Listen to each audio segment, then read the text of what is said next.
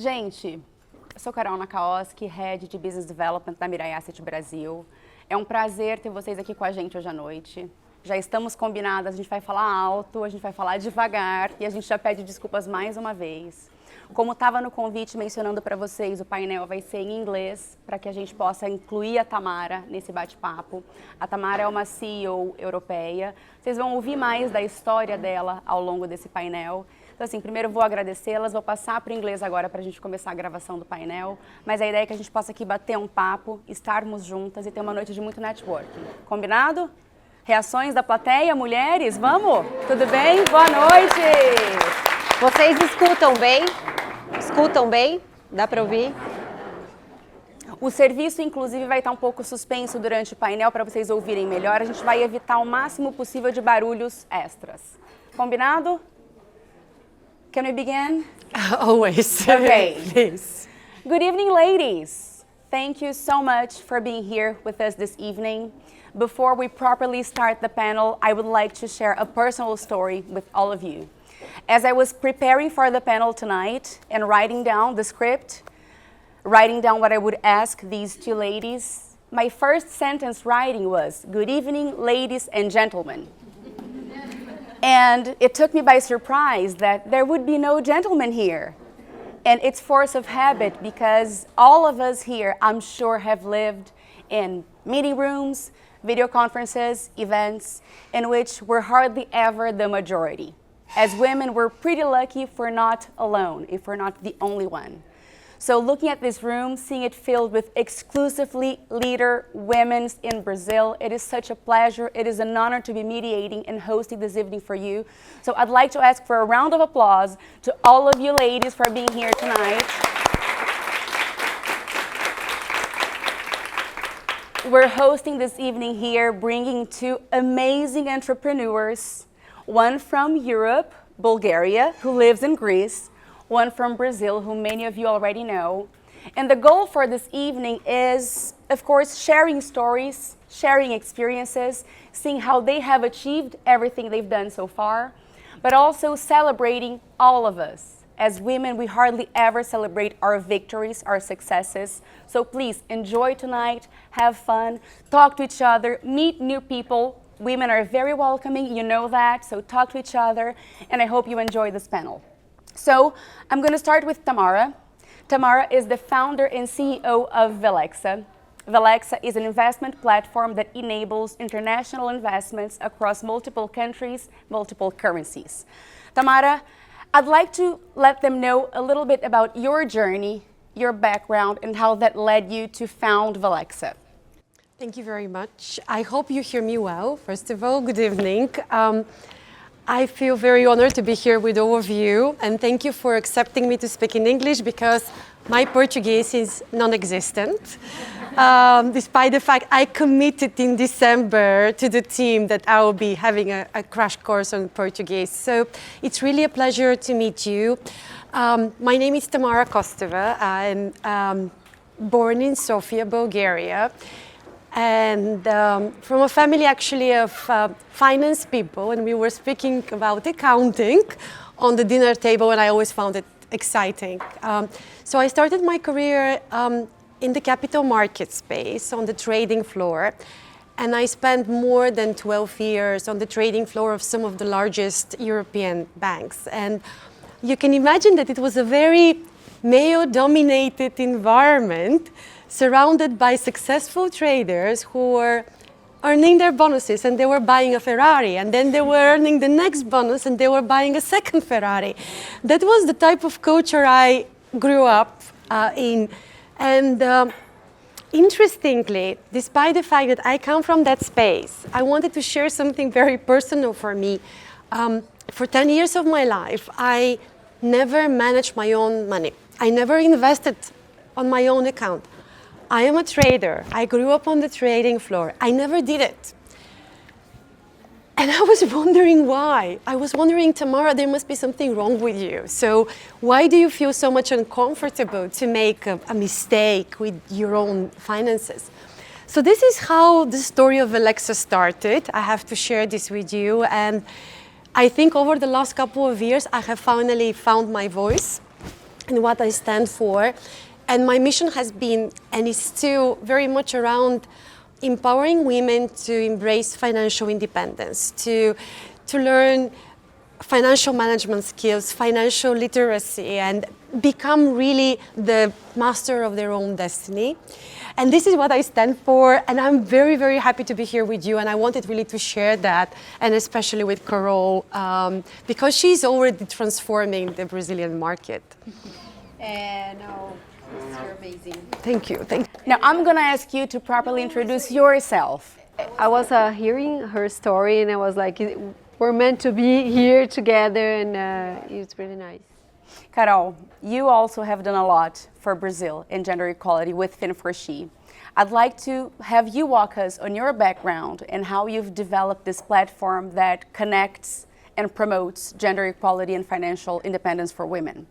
So I will start, but first I will tell a little story too.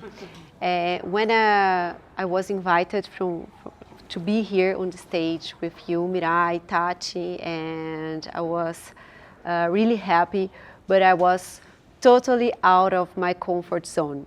And I was thinking, oh my God, I have to speak in English. I'm not good, it's not my first language, it's my first time in doing this. And I was thinking how many opportunities we miss as a woman because we are afraid, and we are afraid of not being perfect. So I'm here today not being perfect with my English that is not so well, but I'm totally out of my comfort zone because I am doing a lot of panels, and I talk a lot. I'm everywhere. I was in the stage in Rio for, 3,000 people today, and it's a challenge for me to be here. Yes, but I think we need to show our vulnerability also, and I'm here, and I promise to do my best. So thank you. You always do. Yes. And since we're getting personal, the reason I'm here, it's because you put me out of my comfort zone in your event. Yes. So when Carol invited me to be a speaker in one of the Fin4She panels, that was also my first time. I was also very scared. And it's exactly what you said. I was there, now I'm here because of that event.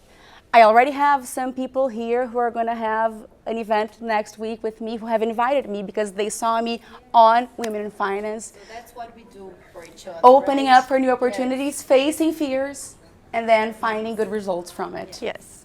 I actually believe something. That's the power of a female community. I actually believe that when similar-minded people gather in the same room, they're unstoppable. Honestly, I have experienced that the last 2 years of my life, and I find the force of women supporting each other immense. So, sorry. Well, getting to that, we need support. When we're together, we support each other, but of course we have so many insecurities still. And at Velexa, Velexa is a platform that enables and democratizes the access to investment. It's a fintech. You use technology to help ease entering the investment market, ease investment managing, wealth management. And as women, and as your own personal story, we hardly ever are comfortable to manage our own money. Do you feel technology can help us feel more confident to enter the investment sector? It's a very good question. So first of all, I run a technology company, and I strongly believe that ultimately where we are moving to, it's a world which would be very digitalized, very connected, and it will completely disrupt the existing status quo in the wealth management industry. Completely disrupt. I wanted to share with you is that our company is labeled as wealth tech. We have all heard what fintech is. Now we hear about insurtech, we have wealth tech. So the wealth tech companies are the ones that are being considered as the disruptor of the existing wealth management space. So we are considered as the companies that are trying to democratizing access, providing services to people that have not received these services in the past. So it's a kind of a new terminology, but extremely kind of popular nowadays around the globe. And I wanted to share with you, I I also speak a lot at events, and I'm very controversial sometimes. Think about it, usually I'm the only woman in a panel of 60-year-old white men.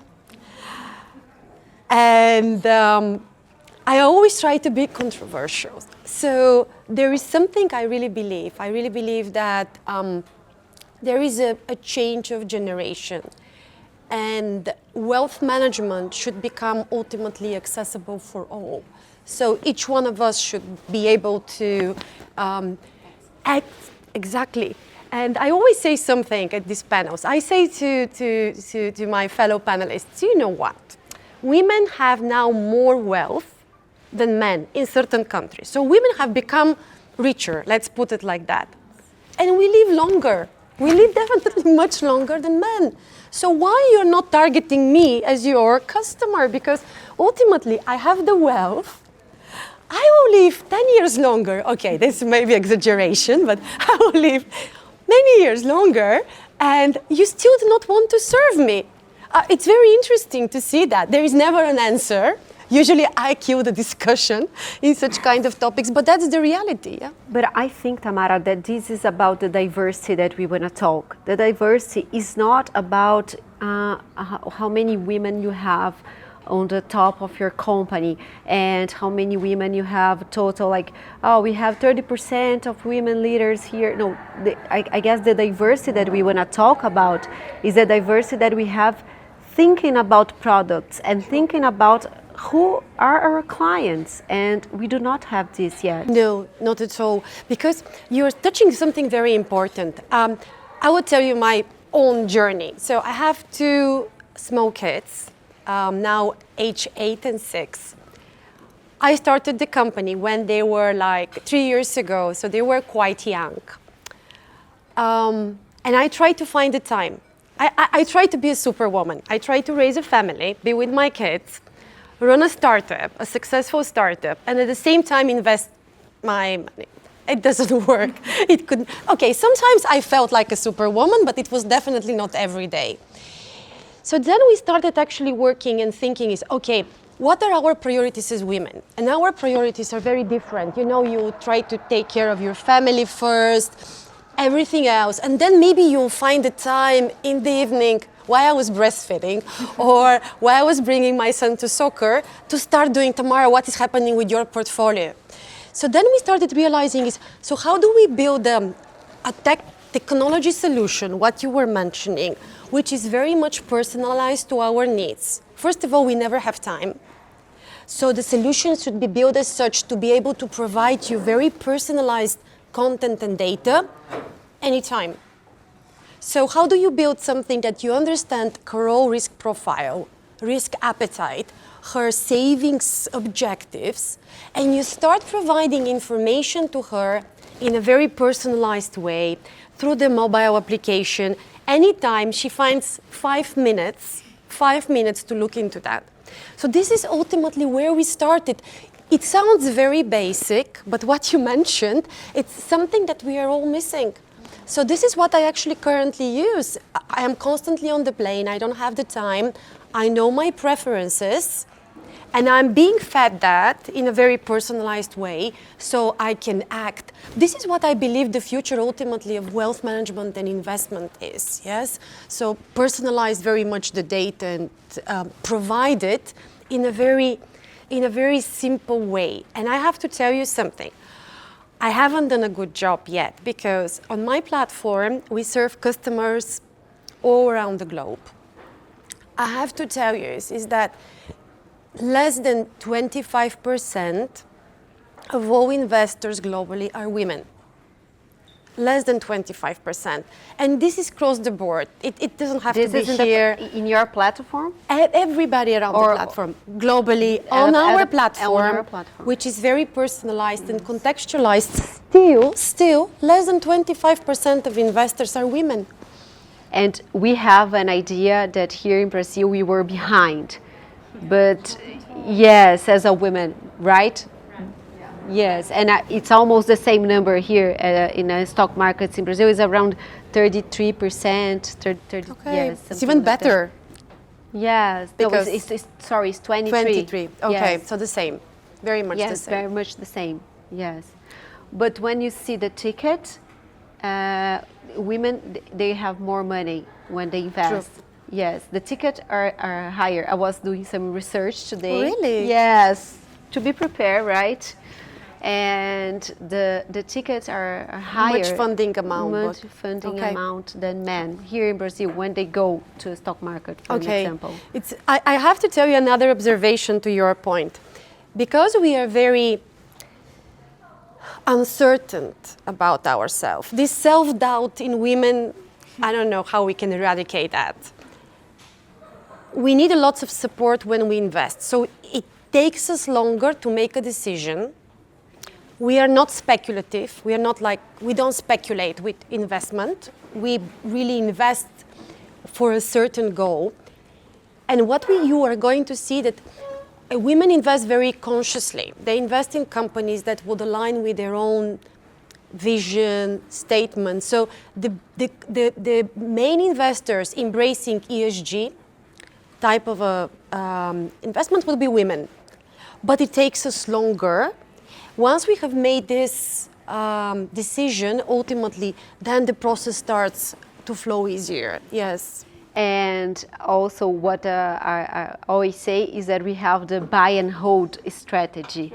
Yeah, so when we decide, and it's not that we do not take risk as a women, we do take risk, but our timing is different than men. And I have here a lot of women that work with investments, and they will agree what I'm saying here. But we study more, we have to understand what it is. But when we have this vision, and we take the risk. Sure. We go and we buy and hold, and a lot of studies and research when we go to financial behavior, psychology, says that we have better results even when we have a crisis, for an example, because we're less reactive to the markets are bare, and like men, we are not saying that everyone is like that, but we do not change a lot, and for this type of investments. So we're more conservative, we're making more money, and as women, I personally feel, and I'd like to know your opinion, Tamara, we like one-on-one advisory. We enjoy being with each other and maybe overcoming the fear of investments. Having someone to advise us might help. Do you think, how can technology surpass that fear and make us feel comfortable even without the one-on-one advisory? We have been thinking a lot about that, because you're absolutely right. Women are usually the one that would request to talk to an advisor, for example. 64% of women actually prefer to talk to an advisor. That's the statistic. In person. In person. They want to be advised. Yes, they want somebody to. They know Hold what their to do. hand. They know what to do. They know what to do. Interrupt you. I want to keep you going on that rationale, but do you think we want to have that advisory because we feel overly insecure? Yes. Or because they truly know much more than we do? No. We want somebody to confirm that's the right approach, that's the right strategy. Go ahead. And what we have been trying to do, and I'm working very closely with Google on that, we are trying now to bring a lot of AI and analytics in the user journey, so to help women to use ultimately the power of a kind of an intelligent advisor, such as an AI tool. This is what we are currently trying to do. And the second thing is, I want to share with you something very important. For me, tonight we have a community. The same thing is going to happen in the financial services space. We are going to be creating communities. And I have to share with you is that the Gen Zs of the world will not consume financial services if they're not part of a community.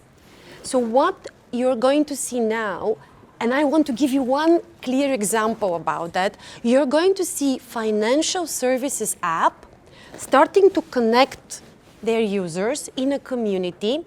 And in that community, you're able to exchange ideas about your investing patterns, buy or hold, and etc. Extremely powerful. And there is one community in the UK specifically supporting Black women. And they're really trying to build that, like you have a mobile application, we are all connected, and we are starting to share ideas, we follow each one's portfolios. And the example I wanted to give you is the oldest private bank in the UK. Listen to that, amazing. They serve only high net worth individuals. But they realized that the power is about their community. They launched an application, and the application ultimately connects all the high net worth individuals, and they started actually discussing various topics. One of the key topics was art. So what they decided to do is to open the application to art galleries and introduce new artists. So on that application, a private bank in the UK is connecting young artists with high net worth individuals who have the money to sponsor them and to fund them. And this is happening through a banking application because they started building the community. It's a community business. It's a community business. And this is what I believe we should be doing. We should be connecting more women, inspiring each other to make financial decisions. And I think you're on that way. Yes. You are absolutely heading there. So each one of us can support. This is the future. You're going to see the next mobile applications in the financial space. They're going to be community-based. So talking about community, and as you perfectly mentioned, that's what Carol and Femforshi have been doing for the past 4 years? 4 years. 4 years now. More than 4 already. More than 4? Yes. It's getting bigger and bigger, yes. And we know that. You create communities. You find ways to connect businesses, education platforms, and women from all ranges of ages and leadership positions to simply be together and share their knowledge. So over the past nearly 5 years now, have you seen or felt any evolution in the financial landscape for women when you talk about financial independence and freedom, or do you think we're still on the same place? No, we're not in the same place. I don't believe that. I think we have increased. And the economic power of women, it's amazing. Here in Brazil, more than 50% of the houses are economic supported by women. Yeah, so when you see the power of the economics, women are working more, making money, supporting their child, sometimes alone, sometimes not alone, but sometimes supporting their parents too. But what we don't see is the increase of women investing, women taking control of their own investments. So something, it's wrong when you see that 50% of the houses are economic supported by women and only 20% of women are investing. Something, it's wrong when we see these numbers. So what I do believe as Carol, as Femforshi, is in financial education for women.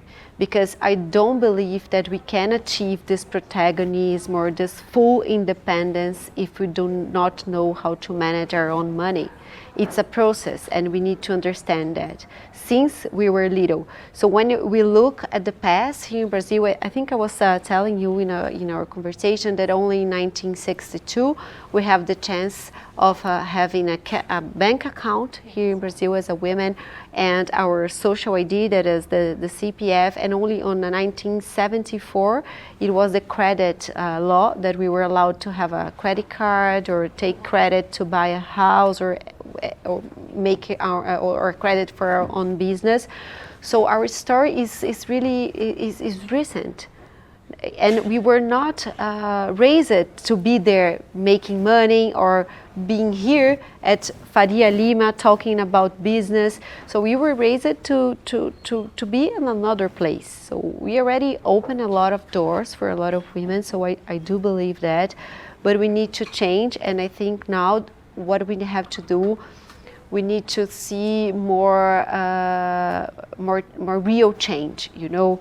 Okay, you're an ESG company, or you have a lot of policies, but what are your numbers? what are you doing for real to change that? So I think we are in this place right now. I do believe in education, I do believe in opportunities, I do believe in community as networking. We can help each other, we can hold each other hands and make a difference.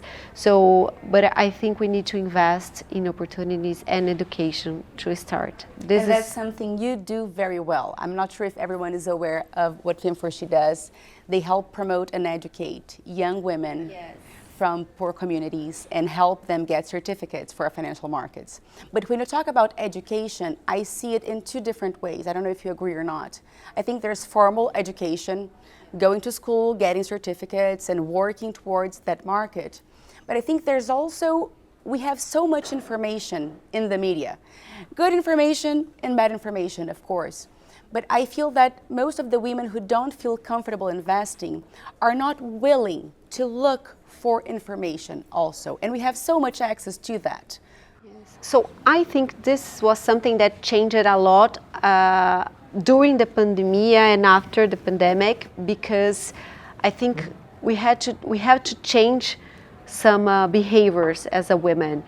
When the pandemic came here in Brazil, we had a lot of people coming to the social media, and Tamara, she is amazed here in Brazil about how many influencers we have and how many people talking about this. So the access, we have a lot of women talking about investments, and the access is totally different when you go to 20 years ago and what we have now. We have a lot of free information that you can go and can access, but you have, yes, to check if this is good information or not, because in the same way that you have a lot of people talking good stuff, you have people talking bad stuff, crazy stuff and not trustable stuff. So this is something that I really believe. So I think the pandemic changed a lot, and also we really saw increase of women investment after the pandemic here in Brazil. So this changed a lot.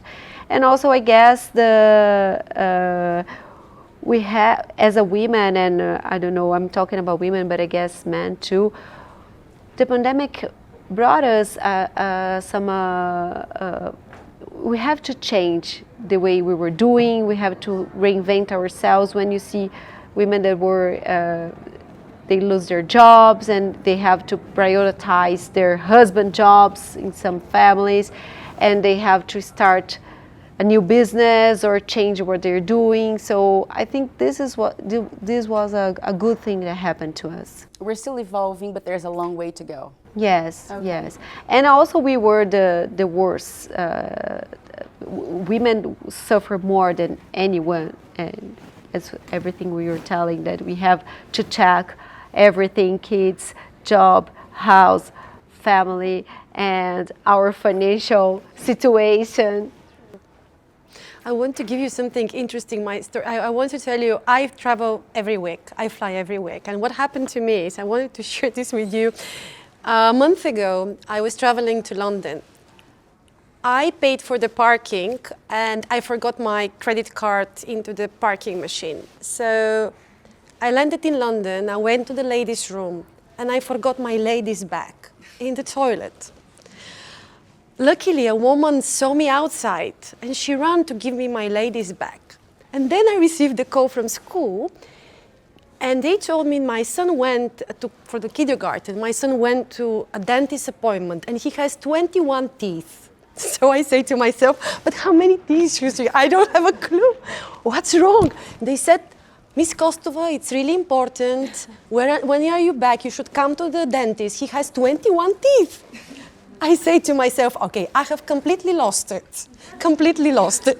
I don't have a card. I almost lost my lady's bag, and my son has 21 teeth. Is that too much or too little? I said to myself, definitely something is wrong. I was actually afraid, seriously, that day I went to the office. I was very silent. My whole team thought that I'm sick because I was afraid. I didn't trust myself that I can make a proper decision.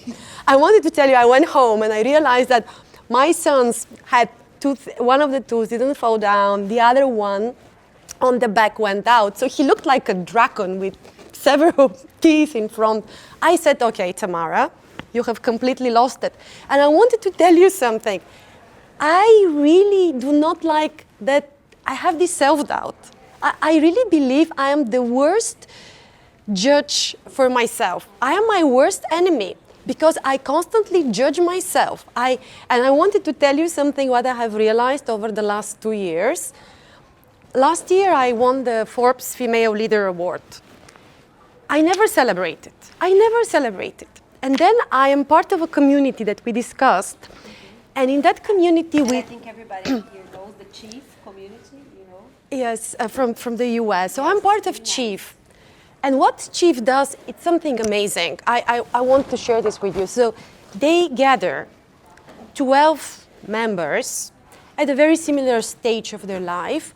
And these women meet every month for 2 hours with an executive coach, and they're working on topics that interest them.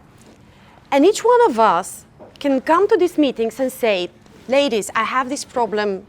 This is what's happening. They would ask you questions, then they will give you an advice. And do you know what everybody told me? They told me, Tamara, spend some time to celebrate your success. You are constantly running. You are constantly trying to improve yourself. Just spend some time to celebrate what you have done and plan the next steps. This is what I have learned. I want to tell you that. I speak so much about female empowerment, and still, every single day, I say to myself, you could have done this better.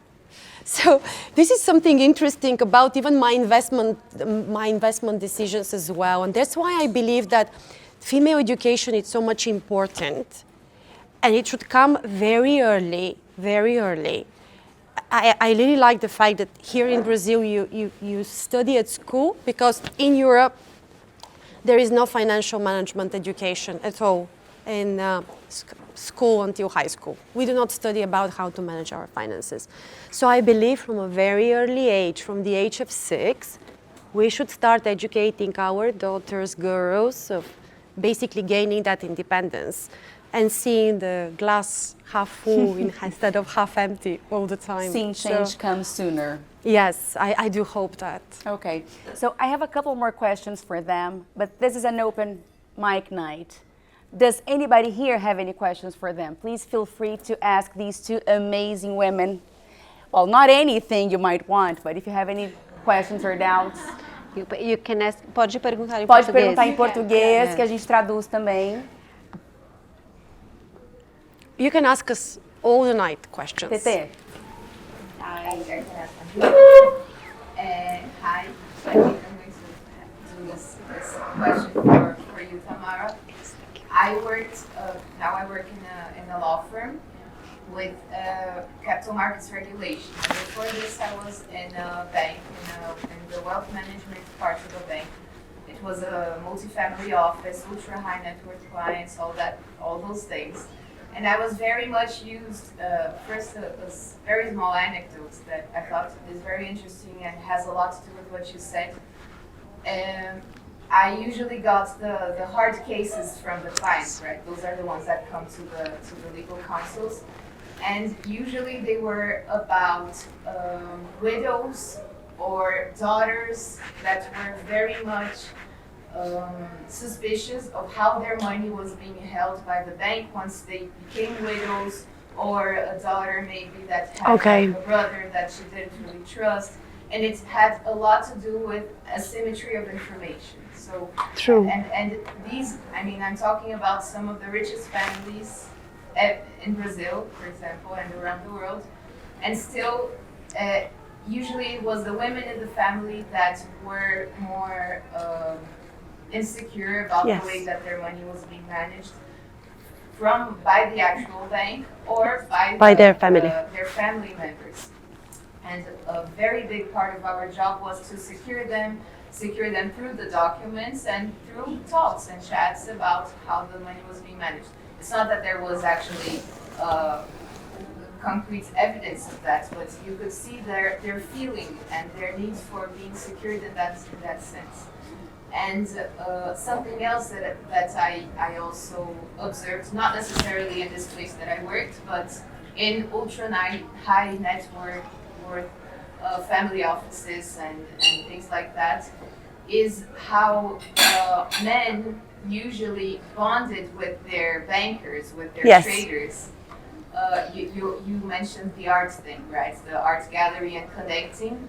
That I think is a very positive example of community. And I can see this how the sense of community also makes, and we have men as example from that because it's what the most of the market usually is composed of. How they usually don't choose their bankers also based on this is the most nerdy banker or not, the one that knows the most or not. It's the one that golfs with me. It's the one that Yes. goes to the art gallery with me. It's the one that buys the Ferrari with me, for example. And I just wanted to ask your perception on this, because I think that men also have, I see in this kind of a sense of, it's my friend, it's my buddy. He's the one Yes, that's going to they're take my biased money. also. You're saying something very interesting. Yeah, so what you mean is that women, we are excluding as a banker also, as a, They are. Yes. They are. They You are. have this feature that's very not only as an investor, but as a professional too. Exactly. Yes. And also that men have this, because I think it's a human thing, this need for community. But in this market, we can see very clearly how women will bond with their trader, with their banker, because he makes her feel secure, because he is the nerdy trader, and not because he golfs with her or things like that. Do you know what? You're right. If I look at the mecca of wealth management, if you look at Switzerland, until recently, 99% of all advisors were male. 99%. And it's very difficult for a female to be able to bond with a male advisor. There is an amazing initiative. I wanted to give you an idea what technology brings on the table together with AI. There is an initiative in the US by one of the largest banks. And what they do is, let me share this with you. You are the customer of the bank, and you are going into an application, and you say, I want to choose my new financial advisor. I live here in this place. I am available for meeting or a video call. My objectives are this, and this. I am looking for that, and type person. And that application now starts searching like an Uber app, and it tells you, in your region, let's say in Texas, in your region, there are 5 advisors that meet your requirement. Do you want to get introduced to them? So this is something new. We see it the last 2 years. But the need to discuss it, it's there. The need to be advised is there. I cannot believe that we will go fully in a digital approach. And I wanted to share with you, now there is a possibility for you to choose your banker, to choose your advisor based on your own preferences. And this project is run basically by one of the largest banks in the country. And they have started with several states. Now they're testing it. But I want to share with you that I think that we are going to see a change in that direction as well. And I think we're going to see a change because of the generation. The new generation will not connect with this kind of behavior, I think this is something that we're going to lose it. Yes, the new generation connects with technology, yes, There is a statistic that I say, two numbers I say all the time. 60% of the Gen Zs, so these are, we all know this, 60% of Gen Zs consume financial services from a fintech, not from a traditional bank, 60%. And the statistic also says that Gen Zs believe more into their financial health rather than their physical health. Do you understand how important this is? Like, they actually believe that, they don't like credit. You all know that. They have seen their parents living through a credit crisis. They don't like credit. They want to feel financially independent. The first $1,000 they will have, they will start investing. They would embrace digital currency because for them this is the future. So I wanted to tell you is that the change is happening. But why the industry is not interested? Because they're still saying they're too young, they don't have money. Until they become 45, 50, we still have 25 years. Why do we need to change now? This is actually what everybody's saying. This is why the industry is not moving as fast as we want. The reality is that when these people become 35, 40, they will not even care about the main players, simply because they have grown, they have been educated in a digital area through a very transparent provider, very personalized. And I'm telling you, I am saying this all the time. And every time they say, oh, Tamara again starts with this topic. So I said, come on, the world is changing. Your next consumers are totally different investors. And you have to change now, otherwise you lost the train. So that's why I actually believe that you're absolutely right. In the next 5 years, our industry will look very different. Because these consumers, these investors will trigger us to be acting and providing the services differently. Thank you so much. Any questions? Mais alguma pergunta? Alguém? I have one. It's a little bit polemic, but it's a thing that I heard a lot and I saw a lot. I work in a multi-family office to high net worth clients, basically donate by mail. She was not my colleague. Yeah. And I saw during my career chiefs on the companies, and my friends talk about that. The chiefs ask women to go to prospect because they do like women, and they start talking about you can use a shorter skirt to attract men and so on. So women start to be just a headlight, to be there just to demand, to be more interested to go to this family office, for example, or to the bank, for example.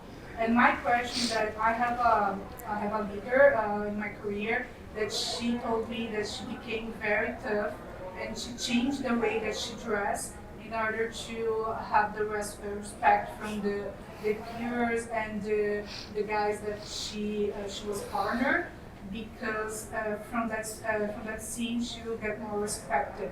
So do you see as a leader that you need to become more men in order to be respected?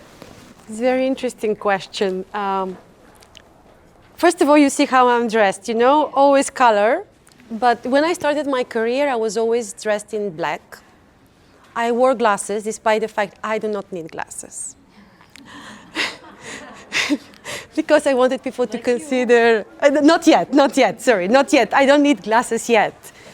So I went through that journey. I never wore black since then.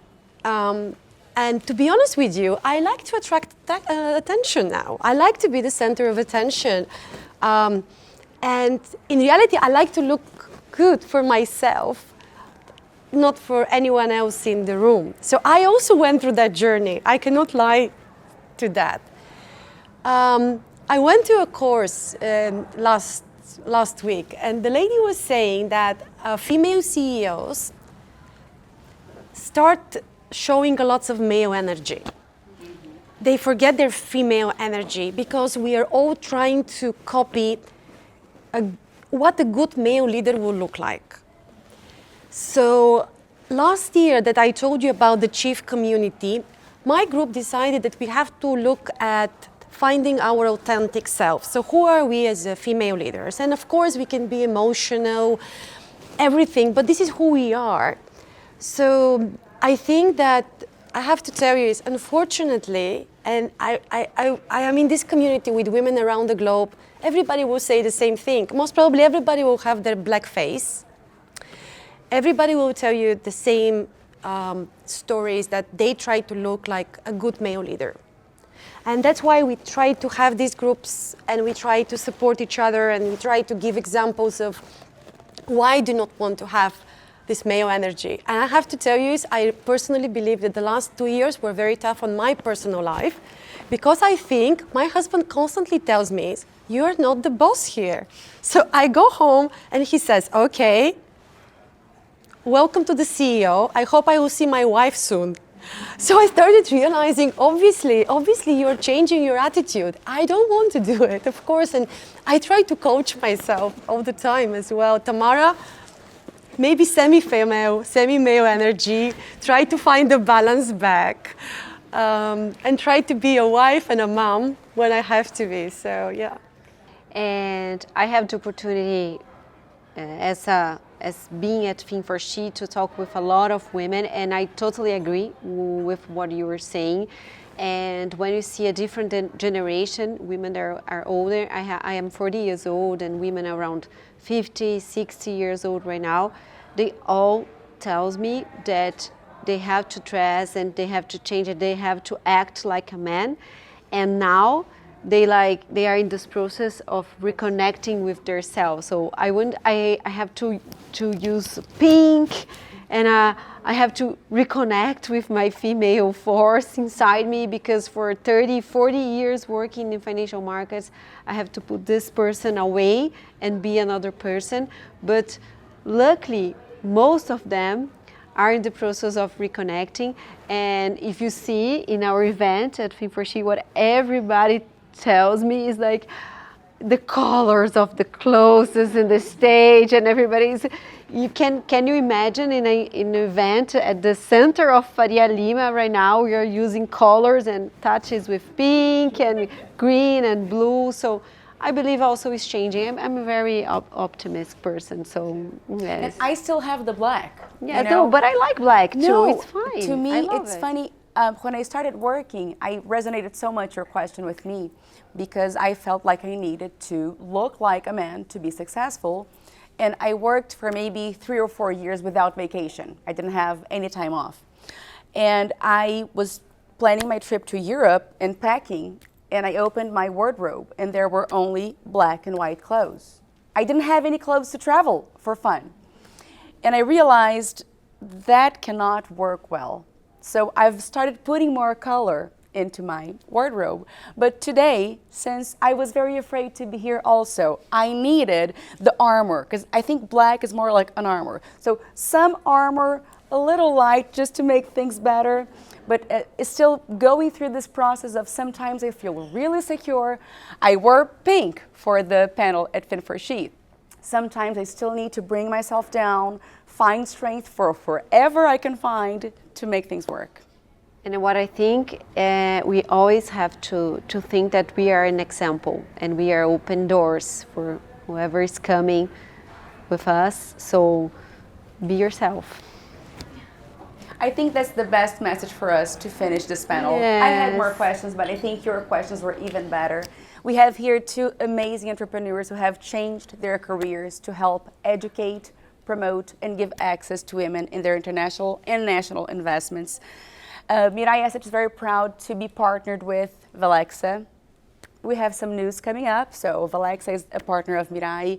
Fin4She, always a great partner. Carol, Yes. thank you so Thank much you for so helping much. us bringing these women together. And congratulations to you, to Tati, Renata, and all team. You're amazing. Tamara, thank you so much for being here with us. Come back to Brazil soon. I will. She's our next speaker at Fin4She. Fin4She, that's amazing. Yes. You have everything set up already.